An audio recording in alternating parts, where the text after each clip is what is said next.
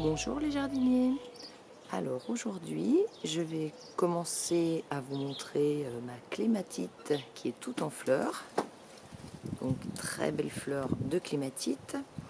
Et tout ça, c'est pour vous introduire le fait que je vais vous parler de mon compost. Donc ça se situe derrière la cabane, derrière la maison. Donc c'est principalement mon composteur à déchets bruns. Donc c'est un composteur où je mets tous les déchets bruns quand je fais des tailles d'arbustes. Alors c'est vrai qu'il y a aussi du vert un petit peu avec quand il y a des petites feuilles, mais c'est surtout toutes les brindilles, toutes les feuilles aussi que je récupère à l'automne. Donc il est situé ici. C'est de lui dont je vais parler. Alors là, je suis en pleine activité avec mon composteur. Je le vide en fait pour récupérer le bon compost. Alors donc je mets dans des gros sacs en attendant de remettre ce qui n'est pas composté correctement au fond. Et là, je viens de m'apercevoir que j'ai excité quelques abeilles ou bourdons, je ne sais pas exactement. Écoutez un petit peu le bruit de tous les bourdons que j'ai dérangés. En fait, quand j'ai gratté, ils sont sortis du tas de compost. Ils étaient bien enterrés, tranquilles. Et moi, je suis venue les déranger. Ils n'ont pas l'air contents. Je ne sais pas si ça pique. Normalement, les bourdons, ça ne pique pas. Mais je suis pas sûre que ce soit des bourdons. Ça y ressemble en tout cas. Voilà. Et on voit bien là, dans le coin, on les voit qui essayent de rentrer à nouveau dans la terre. Bon, ça commence à me tourner autour. Je vais arrêter. Là, c'est ma grosse cétoine dorée. En général, j'en trouve beaucoup que je viens de découvrir. Et on voit que ça grouille à côté. Je ne sais même plus comment s'appellent ces petits décomposeurs qui grouillent à côté. Donc on voit bien cette grosse cétoine dorée. Si je la prends, allez, je la remets à l'endroit avec sa grosse tête. Voilà, et elle cherche à se renfiler dans la terre. Regardez, là encore, ça grouille. Ah, hop, il est parti. Il y a celui-là aussi, qui est plus gros.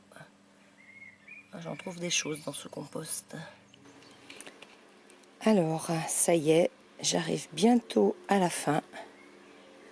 Donc, mon composteur sera bientôt vide, prêt à être re-rempli pour toute la saison. Alors, me voilà à l'intérieur du compost. Pour finir, c'est plus facile. Donc, allez, je me mets tout dans le fond et je vais chercher tout mon seau. Voilà. J'arrive bientôt au bout.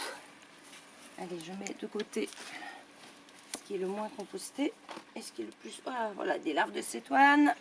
Hop, encore de belles larves. Alors, je les mets dans le sac, comme ça, elles continueront de composter. Oh, voilà le bourdon. Oh, plein de larves de cétoine encore. Il y en a plein ici. Je peux t'arrêter. J'ai peur. Alors, voilà tout ce que j'ai récupéré en compost bien mûr. On peut voir qu'il est quand même joli. Bon, il y a encore quelques petits morceaux de bois, mais il suffit de les enlever. Et puis, dans le compost bien mûr, j'ai encore ce sac, là, le sac vert complet. Donc, on peut voir qu'il est bien joli aussi. Donc, de loin, pour se rendre compte de la taille du sac.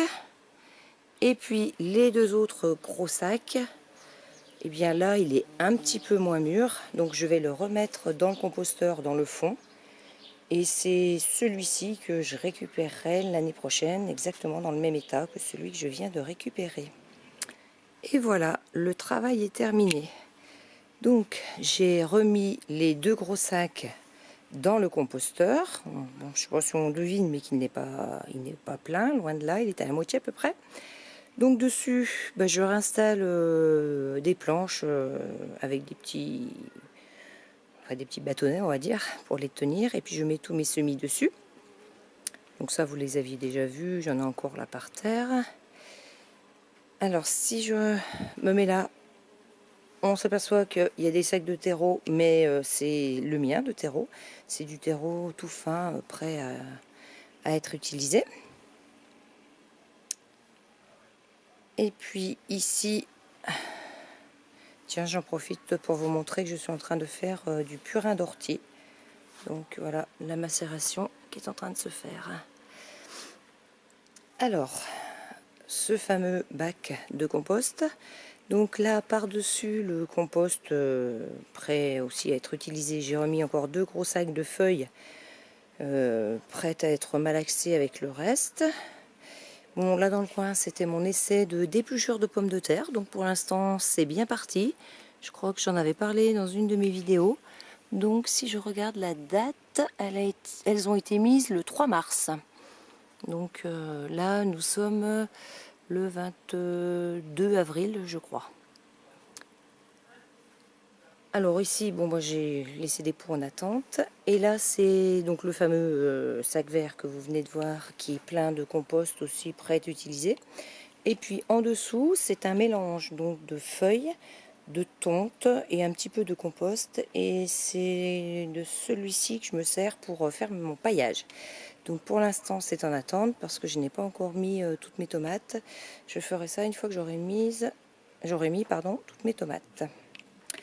Voilà, et eh bien écoutez, sur le compost, j'aurai encore d'autres choses à vous dire par rapport à l'autre compost que je fais, mais ça sera peut-être pour une prochaine fois. Alors je vous dis au revoir les jardiniers.